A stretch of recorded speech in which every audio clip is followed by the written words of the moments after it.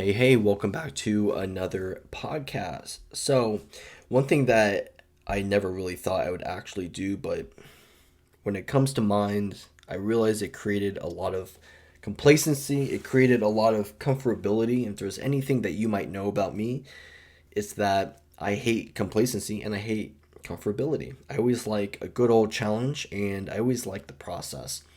And oftentimes, when you look at like the end result. When you look at the end result of something, a lot of times people look at that and go, wow, I got the end result, the conclusion, whatever is the finished product you might be satisfied with. However, myself, what I'm always satisfied with is not the end product, it's usually the process it took to get there. Because the process is the hardest part, it's the grit, it's a discipline that you need in order to, achieve whatever you're trying to go for. And I realized that when I was investing into my portfolio, my stocks, and whatnot. A lot of you watch my videos and you see what I'm investing in. It's not a secret for the most part. But after I hit a certain point, I realized I was feeling like just really. I feel like bland would be the correct word here because when you build up your portfolio from a certain amount to a specific amount and you're looking at a specific goal, it's enticing, it's very invigorating. It's like I'll give you a perfect example. December 11th, 2022, I started this challenge of what I call the $100,000 stock portfolio challenge in my Robinhood trading account. And I had a little over $27,000 in it. A modest amount, nothing major, nothing too serious, nothing to brag about. And my question to myself was, how fast can I build up this account, in an ethical way? Just investing, frequently, trying to find out different ways of investing. I've never really been the one to sell options. If you know what that is, then you know. If you don't, I refer to Google. I used to play options just a little bit on different accounts. And short term you win, you win some, you lose some, and the long term it's like, hey, like this isn't really for me. And you don't have to trade options to be successful. I mean, you look at a lot of big guys who've done well over time, like CEO of Oracle, Warren Buffett, Elon Musk. They don't trade options. They just hold the stock, and then over time the valuation just becomes ridiculously big and huge.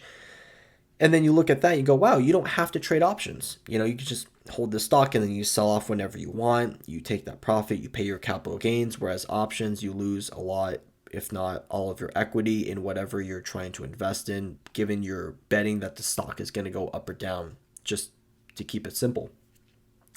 So when I started this challenge, I was, like I mentioned before, very invigorated because in my mind, I like a challenge. And I think everyone else should, fit themselves in that same frame of mind or same shoe, whatever fits, to find that challenge within themselves, especially if you invest in the stock market, to find out basically what challenges you the most. And what I mean by that is, you can invest bi-weekly, you can invest bi-monthly, which is what I do. Um, and I find that to be one of the most comfortable atmospheres for myself because I'm seeing a decent amount being invested every 2 weeks as opposed to every week. I know of people who invest daily, which is very interesting. I used to do that for a short time frame. It wasn't for me. I just didn't like it. It's just too many trade transactions going through, and I like to keep it simple. To like 24 recurring trade transactions a year, and I might even switch to monthly. But when you look at how fast the market is moving nowadays and how fast like it can rebound, personally speaking, I agree with investing bi-monthly because you can catch a little bit more price action, investing once every 2 weeks as opposed to once a month or every couple months. God forbid you invest once a year. You might invest literally right when the market is at its peak and then starts to sell off like we saw last year. And all of a sudden you're like, oh wow, I invested at the high, and now that the market sold off like 30% like the Nasdaq did, or the Dow Jones or the S&P when it sold off over 20%, now you have to lower your dollar cost average if you're investing once a year, that is, which is I don't want to say it's an old school, mindset, but it's definitely a mindset I've seen more popular amongst, older people that I've met who invest, particularly in their like 50s and 60s.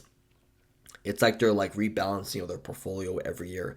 But for myself personally, with how fast the market moves, I find it best to invest twice every single month.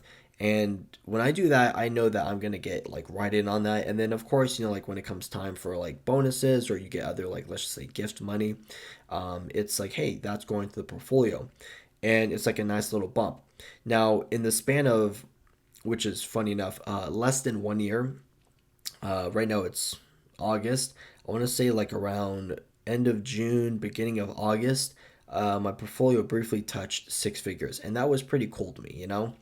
You go from 27 grand up to six figures in the span of less than a year. So we're talking like basically middle of December of 2022 up until let's just say August, beginning of August, and it's like wow, I really thought it would take me a year and a half to do this, maybe 2 years to do this. And, in the span of like December, January, February, March, April, May, June, July, I think that's 7 months, probably just about 8 months, if you count the specific days, 8 months, reach my goal. And it got to a certain point when I hit that goal.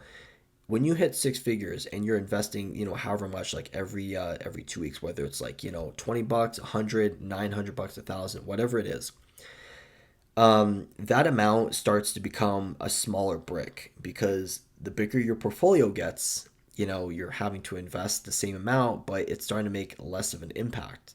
When I first started this challenge, 27 grand, if you're investing, I don't know, however much a paycheck, you're going to see like a lot of change pretty quick because what you're investing is in a very small amount. So it's like, oh, if you're investing 1,000 bucks a paycheck into an account that's like, I don't know, $30,000, I think that's like what, 3%. So it's like, that's pretty hefty. But if you're investing into a portfolio that's $100,000, right? Simple math, $1,000, you're only investing 1% of your portfolio every pay period. So you're going from 3% down to 1%, and it's starting to look like less and less. But that comes to a point where you have to let your portfolio work for you. And I don't remember specifically at one point in time, I think my portfolio was up something like around 24 grand year to date, which is healthy. Robinhood has this thing where when you do an account transfer, you take money out of it. It messes up like the percentage gain and it messes up like your all-time graph for whatever reason. I do wish they would fix that because I'm having a hard time like trying to figure out like exactly where my portfolio was prior.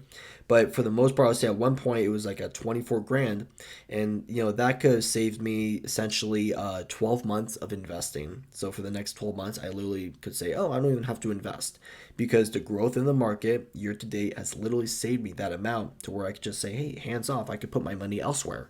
The market literally did that for me. And that's just my Robinhood account. There are other accounts, but this is more of the account that I'm very like hands on. I'm very proactive with, and I'm always like I'm a regular. It's like you like that guy at the coffee shop. I'm always there every single day, looking at the menu. That's my Robinhood account. Like pretty much locked in, if that makes sense. So, like I said before, when it gets to a certain point and you're in that six figure mark, it's easy to get complacent. It's easy to get what I call fat and happy. And I don't like that feeling, whatever. So I figured the best option is say, hey man, like you roll that rock to the top of the hill, and now you have to roll that rock to the bottom of the hill and you have to start over because that's like the human mindset. Once we hit that peak, we're standing there at the top and we're looking around and we're not really thinking. We're not really hungry anymore because there's no more challenge to pursue. And that's why I love the process so much because I grinded so hard, in the last 7, 8 months. And all of a sudden, I see myself hit my goal literally about almost a year earlier than expected. And it was kind of like a shock to me. I said, wow, I didn't expect myself to hit this fast. So I said, I need to figure this out before I fall into a rut of complacency. Now, I very well could have pushed and said, oh, next challenge, 250,000, which, I mean, at that point, it's like, it might be a little bit more discouraging because you look at a 250,000 and that's over 150 grand away, right? And that's a lot of money to some people. And to me, it's like, okay, that's going to take a little bit longer to hit, especially if the market isn't on your side. You have to start figuring out different ways of cash flow, different ways of making money, or different ways of investing, what to invest in. And there are people out there who could literally make that amount in like a couple of months, maybe trading options or doing whatnot. But that's just not for me.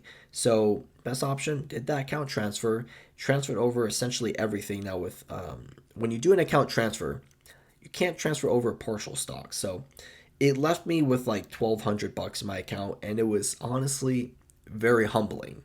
And you look at 1,200, like at one point you were at six figures, right? Like that's pretty cool. Five zeros. That's awesome, right? Anyone would love to whip out that and show people like, look, I got six figures in my trading account.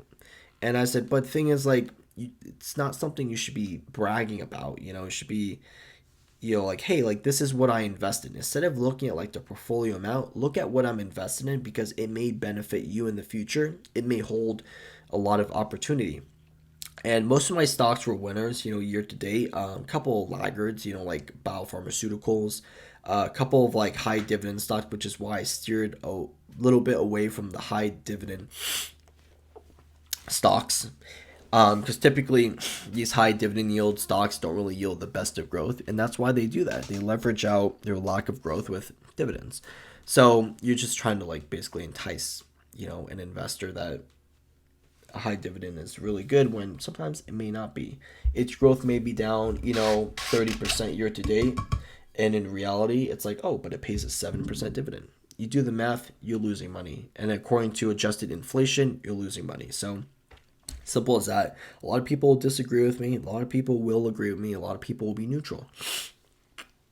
So currently, at the end of this week, right now we are sitting just a little bit over $2,200. And I just wanted to break down my portfolio, and what I think is really fun about this whole process is that, it's investing. A lot of people take it seriously, like, oh, I'm invested into Apple or I'm invested into Tesla. I'm like, I'm supposed to have fun with it, I had so much fun investing into like everything in, this last year or whatever. And it's not even mid-August yet. And, I became very tech heavy, and I did have like, a solid distribution of like ETFs and pharmaceuticals and whatnot. So I don't want to say I was just completely like, oh, Apple, Nvidia, Tesla. I had SPY, S&P 500, track, Merck, which is a pharmaceutical company, and it's fairly defensive, when a lot of other companies don't do well, like the techs. It usually does well when the techs do terrible. And plus, it's a Dow stock. It pays a dividend, has a healthy balance sheet. They've made great acquisitions, and I don't see them going anywhere. And they've been around longer than I can even remember. So that's one of my most favorite biopharmaceutical stocks. But since I started over, it's left me with virtually nothing in my portfolio. It gave me a reason to say, hey, you know what? Now that we're starting over, you might want to take a little bit of I don't know, like a scenic route. Might want to invest in something different, like what I invested in prior has worked for me, but for the time being. Now that we're starting to see the NASDAQ sell off just a little bit, which is healthy, it's the NASDAQ at one point was up, let me see here. I mean, currently it's up over 31% year to date. At one point, it was up like almost 38%, and that's insane. But we're not out of the woods yet because it's still off from its all-time high of, it was like a little over 16,000. Right now, it's sitting just over 13,500. So there's that. So we're still not out of the woods yet. But what's more important is that when you have fun with like investing, you can literally make the best out of it. So I asked my little Twitter community. I said, hey guys, like I'm looking for some stocks to invest in now that I've like started over, stock picks. And I had a few people message me, privately, because like you can throw it out on the comments chat, or you can make it more personable, which might get me to listen to you more, and that's what people did. And the two stocks that actually won my opinion after looking into them were, one is Shopify, And I watched this stock during COVID, and this is a stock that did extremely well during COVID. Um, I'm gonna just briefly mention it post split because I'm trying to figure out it went through a 10-to-1 stock split, which is when they just like basically take a pie and they cut up into 10 pieces and they're giving you, a 10-to-1 ratio of stock shares. So prior to COVID, it was like $350 a share. And at one point, it rose all the way up to $1,690 a share. And then after that, it just completely sold off to over $260 a share. But at that point, it split. So it bottomed out at 26 bucks a share. Right now, it's $55 a share. Why do I believe in this stock so much? Because e-commerce is a heavy driver of, online purchasing, right? Products and whatnot. And when people create their stores and e-commerce and basically like those point of contacts, for their stores, a lot of people use their services. And I don't really look too much at like the main drivers, like like their market cap's like almost 71 billion. Enron, we all know Enron, their market cap was insanely huge, and look what happened to them. FTX, the crypto company, their market cap was huge, and now it's not. So market cap doesn't really like matter to me too much. It's more of like the fundamentals, looking at their balance sheets. Are they making any acquisitions? How are their product and services actually impacting the industry that they're in? And in that frame of mind, I look at the, yeah, I could probably get on board with this. And pretty much now, I didn't really get in at 26 bucks a share. I'm getting in like around 55 bucks a share. And so I'm just starting out my journey with this. But 55 bucks a share, it's not like one of those stocks that's trading at like 500 bucks a share where your dollar cost average is like it's just high. You're not really getting that much volume for your buck. If you're buying $100 worth of stock, you're only getting like what is it, zero point 0.2 shares. You buy Shopify at 55 bucks a share, you're getting a little less than 2 shares. So you're getting more volume for Shopify. And I think that Shopify has a tremendous amount of long-term potential, given that it's definitely proven itself during COVID and it's held well until it didn't. The other company that I started investing in, which I'm not really beating myself up over, but one that I know will be a long-term winner, is Berkshire Hathaway Class B. Definitely not Class A shares. That's I wouldn't say too expensive, but it's a little bit out of my price range because if you don't really own one share, like you have to own one share of Berkshire Hathaway, right? Like for every dollar Berkshire Hathaway goes up, you're making a dollar. But if it's like 500, I think it's like $550,000. Okay, if you own one share and it goes up a dollar, you're making a dollar, right? But how many people actually do own one share? A lot of people own partial shares. So about the Class B shares is currently trading at 358. That's modest, and during COVID, it's done well. Went from 160 range and now it's 358, and it's held on steady. Real estate, in my opinion, will always be there. This company, it's Warren Buffett's company. It's basically self-explanatory. And a lot of things that people usually look over is price to earnings ratio. When you look at like Nvidia, I think its price to earnings ratio is like 250. Now, if I'm not mistaken, if I remember correctly from finance, it's like how much you have to like essentially invest to make a dollar back. And when I look at Berkshire, it's like price to earnings ratio is 9. That's absolutely insane. That's a good thing. They don't offer a dividend. That's not concerning to me because its growth has proven itself to where it doesn't need a dividend. Now, if it did, that would be nicer, but it's not a big concern. And it's just a behemoth of a company that just has a ridiculous amount of cash on hand, and they're doing well.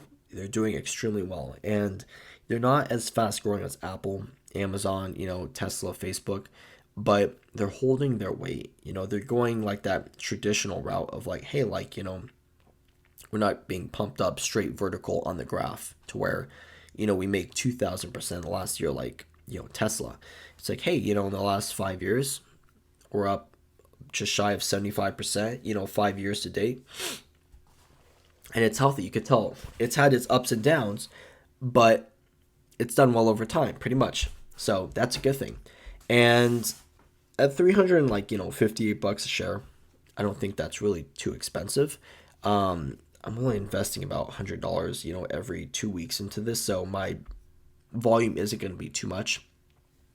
I am trying to build a little bit more into that side of my portfolio because it seems to be a little bit more defensive when the techs don't do well. And then one of my main drivers, which I think is the most like brainless thing to invest in, is SPY. It's the SP 500 tracker. And as long as you invest in SPY, obviously, this is just my personal opinion, not advice. I think you'll do well over time. I mean, it's my main driver. I invest $250 every 2 weeks into that side of my portfolio. So it's going to be the majority of my portfolio, I would hope to think. I say that right now, but as more money comes in, at $445 a share, you're not getting a whole lot of volume, as opposed to maybe investing into Apple in the 170 range. And looking at that, it's like, okay, but it's holding its weight fairly well when the techs aren't. If you look at the techs in the last week, they've taken a bit of a sell-off. And you look at SPY, it's down over 3%. And Apple is down like 9%, 10%, something like that. NVIDIA, sell-off, Tesla, sell-off, So it's holding its weight fairly well. It's diversified. It's pretty much the bottom line. And like I said before, this time around, I'm just trying to have a lot of fun with my portfolio. I'm just trying to figure out like basically what works and what doesn't, and going through that whole investment period of the last round, which when I hit six figures, I realized like what basically worked and what didn't. And it's not like, oh, it didn't work and it's only been 2 weeks. Like, no, this is like 7+ months. That's a decent amount of time in the market to figure out what you enjoy investing in, what you don't enjoy investing in, what's basically working and what's not working, and what's giving you like the biggest return. I think my biggest driver was NVIDIA. And then Apple, of course, was like my biggest. I think I had over 45% of my portfolio into Apple. So now I'm going to take a little step back with that Apple, and going to invest in a little bit more of like a defensive, the defensive holdings, not Shopify. It's very much the opposite of defensive. But Berkshire B, SPY, and Merck, those are going to be like my defensive drivers. And, it's cool to take like a different route every time you invest, in my opinion, because it's like it's fun, it's different, and it confuses you because you're like, oh well, people invest into like Apple their whole lives, and they could do pretty well, or you could have fun with it. You can invest in a couple of defensive drivers, so when Apple doesn't do well, you have other stocks that do well. And I have no idea, to be honest with you, like how fast I can hit six figures, because the market's had a ridiculous run up this year. Like I said before, my portfolio jumped like over 24 grand. I'm like, okay, that's cool. I don't remember the exact percentage because Robinhood completely just, it doesn't show that on my end of the portfolio. Maybe it was like 23%, something like that, but that's a pretty good driver, and pretty good indication that everything seems to be holding on pretty well right now. If everything seems to be having a lot of support, on their graph. So, but going into next year is going to be a completely different story, and that's because it's an election year, and that's a pretty volatile period for the stock market. There's a lot of uncertainty, a lot of fear in the market. We don't know what's really going to drive the market at that point, how well these stocks are going to hold up. But I do have faith that everything will probably go well, and it's just humbling. Bottom line, to start over at such a small portfolio, because I get an idea of, okay, it's like it makes you very creative. It flips that switch on in your brain that like, okay, you're not a hot shot anymore. You don't have six figures in your portfolio. You're not resting fat and happy. Like, it's time to get to work. If you want to build a portfolio fast and do it in the most ethical way, or do it in the most creative way, like, now is the time to do that when your portfolio looks exactly like this. And the reason I transferred my account over was because of that, like I mentioned before. Because it gives me like the greatest peace of mind knowing that, I'm like, hey, it's humbling. I don't have a big portfolio anymore. And you look at that, and it's not demoralizing that, oh, I only have four figures in my portfolio. It's like, look at the percentage growth. Look at what you're investing in. You're investing in high dividend stocks. Maybe you're not seeing growth. That might be why. Are you investing in growth stocks that do offer a dividend, but the growth is, making up for that lack of like dividend reinvestment? Yes. Okay. Are you having laggards in your portfolio? They're just not growing. They're paying dividends, but they're still down like 5, 6, 7% year to date. yeah, that could be a reason. So there's a lot to figure out there. And, in the last 7 months, I figured that out, what was best for my portfolio. And not really kicking myself over any losses, except for Amgen when I sold that at a slight loss. And then about 5 days later, they had earnings and they were up like 10% in 1 week, which would have broke me even. But that's not anything I'm kicking myself over, because when I invested that into a couple other holdings, like, well, I mainly invested that into SPY because it's going to hold its weight, and it did.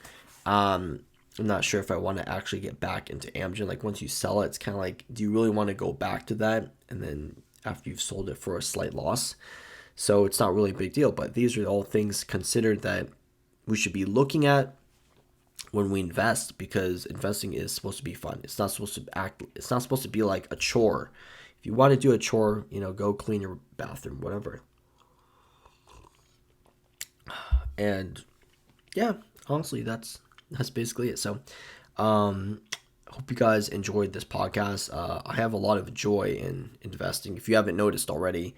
And as the year goes on, I mean, we have a couple months left. I say that, but we have a lot of months left in the year. I would say by the end of the year, my goal is to probably try to hit like maybe 20,000 in my portfolio, and right now I'm sitting on 2,200. So that's a pretty I wouldn't say that's a far shot goal, but it might be reasonable. I don't know how well the growth in the market is going to be for the rest of the year, and knowing how much it's bounced back, it might sell off again. Who knows? But yeah, we'll see. We'll keep you guys updated. Other than that, I hope you guys enjoyed the podcast. As always, take care, happy investing, and I will talk to you guys next time.